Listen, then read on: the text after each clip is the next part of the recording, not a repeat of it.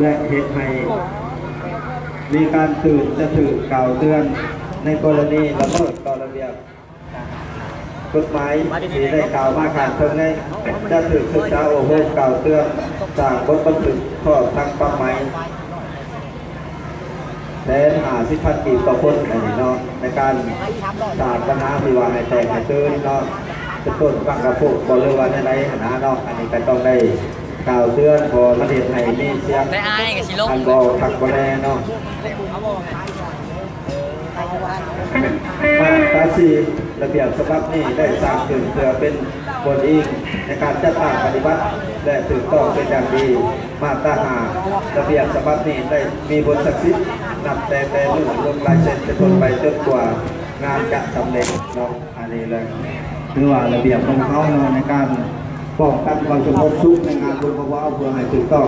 สอดคล้องกับตามที่ข้อมูลนี้จะเห็นไปได้ประธานทั้งหมดที่มาหัวในงานนี้เนาะเพื่อให้เขาแจ้งช่วยกันเพื่อให้งานของเขาไม่มีปัญหาอย่างเกิดขึ้นเนาะแต่ผ่านมาแต่ว่ามาวันนี้นี่นะนี่ลงไทยเนี่ยมีคือผ่านมาและเราเลยทำเกิดมีความสนุกการมวลการสื่อมันกับมีบรรยากาศเปิดบ้านถูกซื้อเราเห็นในวัฒนธรรมการทำงานที่มาร่วมในงานนี้มีบรรยากาศเราท่านจะว่าเห็นอะไรก็ฝากทั้งไปยังเบิร์ดทุกท่านเราที่มาร่วมในงานนี้นะเราให้มีสติตื่นและถ้าเราเมาเราไม่ยากกับเราเมาเพื่อนกับเคสเนาะการมวยคุยอะไรเอาไปนอนเอา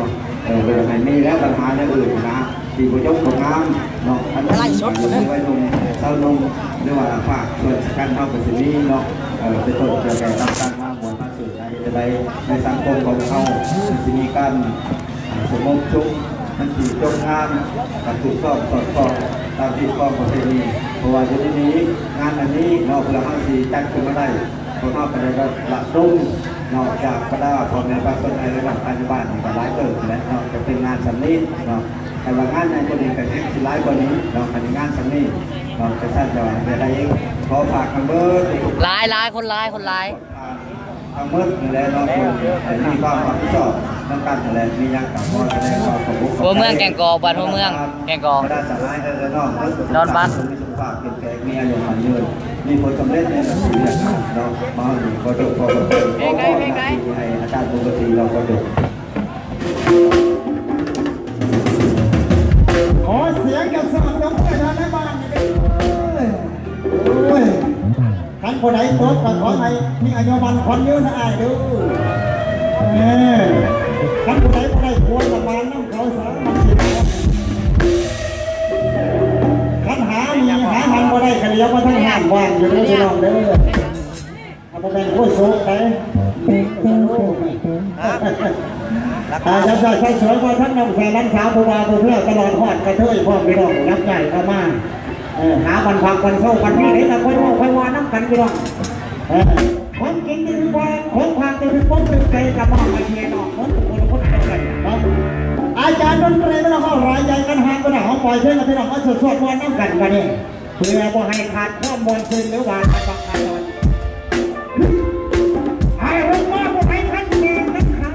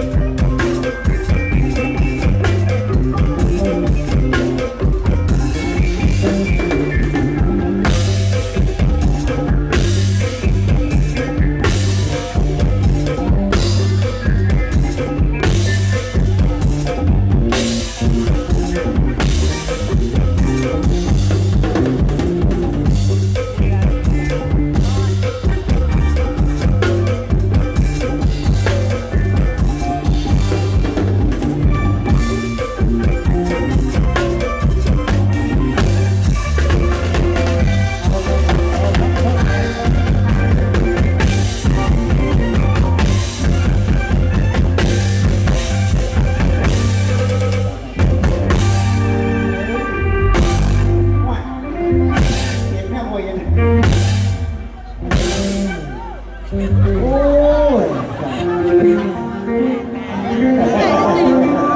โอ้ยขอบใจอะไรแสดงว่าไม่ได้เป็นเขาเจ็บมัดสองความรู้แล้วกันเลยขอโทษขอให้นะพี่น้องหลายๆเอาใจทั้งคนเท่าเนี่ยเอาใจทั้งน้องๆเนี่ยเราจะเปลี่ยนให้กันทั้งเราแก่ไม่รู้ไม่อยากจ้าลงในรถขวานเลยไหนเอาใจทั้งไม่รู้ไม่รู้ไม่เราไม่สาวหล่อมากใช่ไหม แต่พอทั้งอันนาหานคนขอมาได้จานอย่างนั้นอันเปล่าเก๊กคนใดคนหนึ่งซื้อเพลงคนใดเพลงยังก็จะโอ้ยคนใดเขาซื้อเก๊กคนนี่ยังเพลงยังมันไก่เที่ยงนะคนปอนมาได้แสนเกณฑ์อันเปล่าเก๊กก็รู้คนบอกเก๊กมาเสียแล้วคนย้ำมาเด้อทั้งมวยสาวสองน้อยเด้อทั้งแก่นั่นเป็นราคาเป็นมวยสุดท้ายได้ไหมนะเกินวันใหม่ใส่กระเบื้องย่ำเกินวันเก่าได้เอาเสาลงหลุมได้กับไฟควันลูกเผยอันนั้นขาดพวกดนตรีมาสั่งสรรค์นั่นเกี่ยวกับที่บ้านแสงโมฆะอะไรยินดีเวลาเขาฝากใส่เวลาเขาทุกวันทุกเพลงแล้วกันเนาะถือว่าทางนักวกเอาใจทั้งบรรดาแขกทุกทางขั้นบ่ได้ใจประการใดค่ะสั่งสรรค์มาในลำดับหนาไปเท่ซึ่งเป็นตั้งเสียงเพลงสลับเปลี่ยนกันไปเอาใจทั้งคนเท่าได้แต่เอาใจทั้งเล็กน้อยเนี่ยบัดคอนจริงๆเอาใจทั้งแม่ลูกอ่อนอายักมาเด้อแม่ลูกอ่อนทั้งไม่เป็นไรที่อยากกันตายโคตรสุกมันไม่ได้หรอกพี่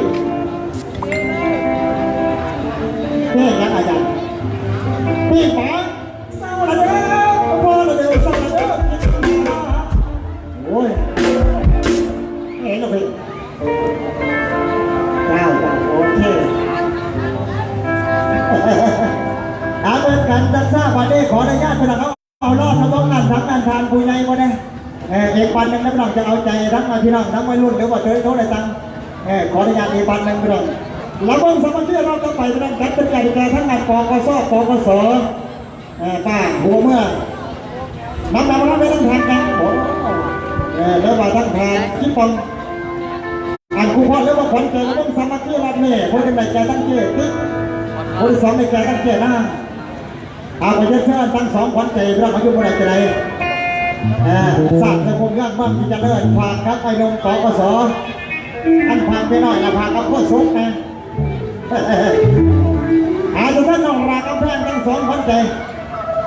เอาใจนั้นกันไม่เจ๋อด้วยในแต่ละคนบ้านเฮาสิมันจะซื้อกับบ้านแต่ยังไงเราจะลองถ้ามารุ่นใดก็เรียกรอดยังไงถ้ามันรุ่นฟอดกับรุ่น8ที่ไม่มา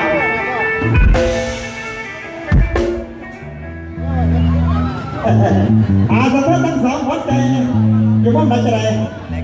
เพิ่งกันทั้งงานปกสปกสได้ทหารเลยได้ตำรวจบ้านได้ทั้งสองหัวใจสะท้อนไหนขึ้นไว้โดนนึกอดใจแล้วเป็นดังกินเบียร์ทานเราจะไปเพื่อไงเอาใจทั้งปกสเป็นคนหนึ่งเข้าสวนอะไรอะไรใส่ที่บ้านไหนเจ้าโอ้ยใจเย็นไหวขึ้นหนักหลับปักขาวใจจะไหวขึ้นสายโทรเลขไปพี่น้องดูโอ้ยผู้สาวผู้ใดผู้ซื้อมาเจ้าของหน้าเกาหลายประเทศเพียงทางหัวนะดูสมัยหลาย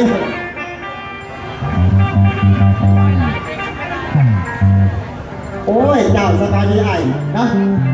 เชิญพี่น้องครับมาชมมาเชียร์น้องสาวมาเชียร์เราเด็กเราวันนั้นประเดี๋ยวพี่น้องเด้อสดใสอาจารย์เต็ม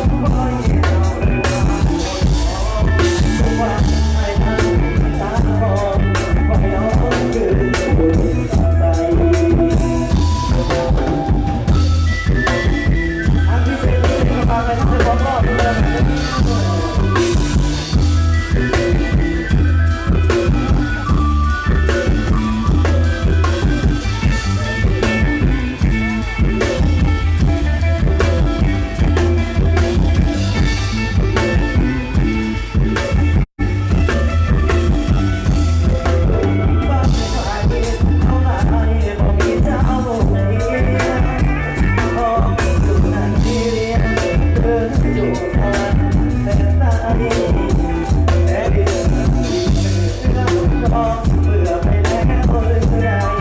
เมื่อคนจะจบเมื่อไรจะดับที่พี่ให้มาโอ้ไว้ให้เราไม่ทราบสวยโดนงามดำตาดำตาเธอสองน่ารักเก่าคอยให้เราเลยมาอดมองทุกวันให้มันตาบอดคอยน้องคือ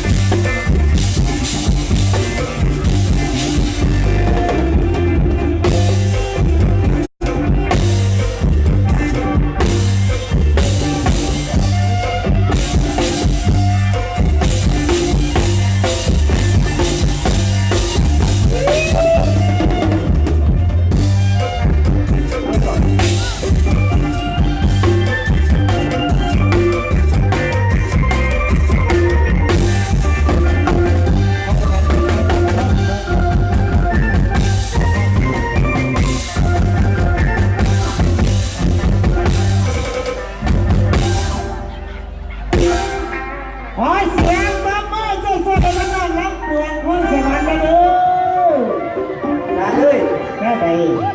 เอาไม่ระวังยิ่งโบดักเด้อโอ้ยไม่โบดักเด้อจานเด้อนักร้องนักเพลงยิ่งโบดักเอาเซ็กๆไปด้วยจานเรื่องนี้เด้อให้เซ็กไปดังตุ้นเราไหนลูกเราไหนลูกสาวโอ้ยโคตรสดมันก็ไม่หมด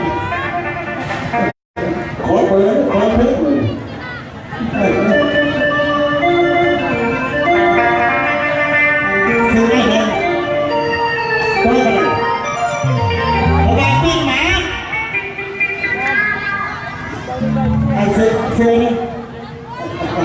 จับปิ้งหมา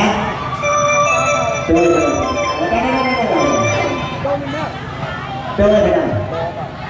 ซื้ออะไรเนี่ยถ้าซื้อเนี่ยท่านซื้อไอเดย์ถามเสียยังไงคนขอให้ท่านซื้อไอเดย์เพราะจะเจ้าไม่ได้ให้รองเท้าแล้วบวชข้าใส่รถเครื่องอะไรอาจารย์คอยซื้อมันไปได้เลยด้วยแล้วกันจะจับตีเรื่องนี้เอาไปเล่ไปทั้งไปโดนแน่เศร้ากินหมาเศร้าเลยนะพ่อเลยไปเศร้าเลยกินหมา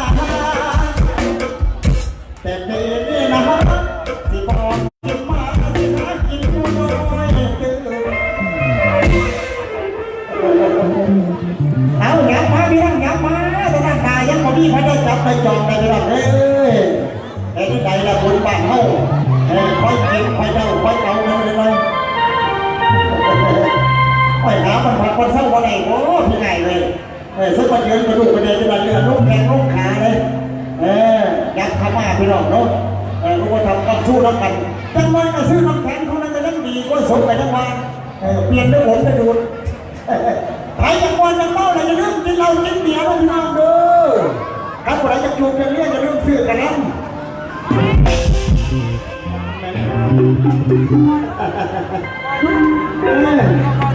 คุยเขาสักหน่อยเพลงไหนเพลงไหน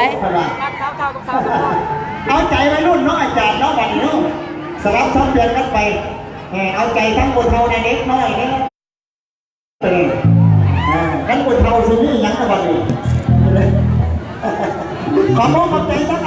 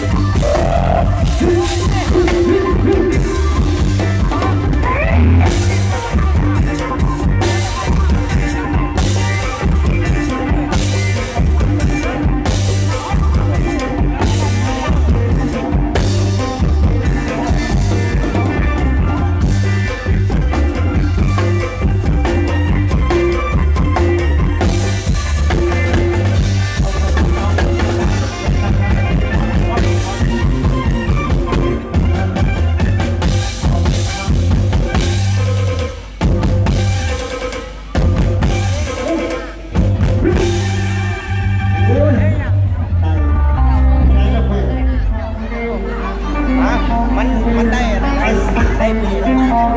ไอ้ปีนะเจ้า ไม่ชอบในการมาจอยว่า ดังโตดังเมื่อไหร่ยังได้ช่วยๆนะมารักไปสาว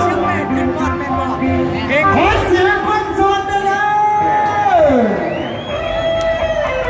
ขอเสียงนะฮะลูกนึงนะ ไม่คิดจะส่งแขกเนี่ย อันขอมือคนเสียขาวเลยนะเสียแดงโอ้ยแสดงว่ามีคนเดียวเจ้าดังโตดังเมื่อไหร่เด้อได้ไหมได้มันขอ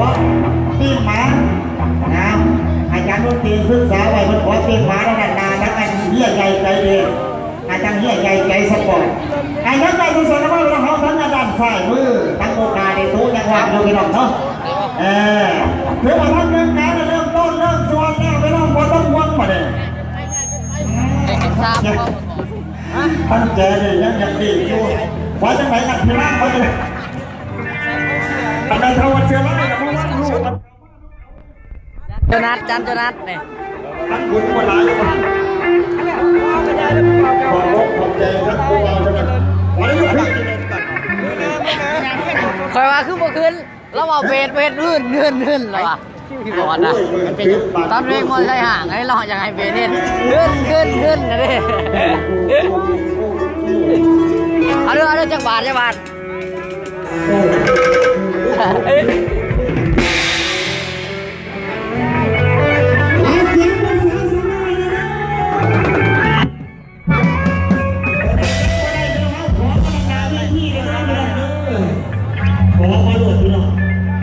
ถามมึงที่บอลเจ้าขึ้นบ่ขึ้นเพลงอ่ะมอเตอร์ไซค์ห่างแล้วว่ะเบสลื่น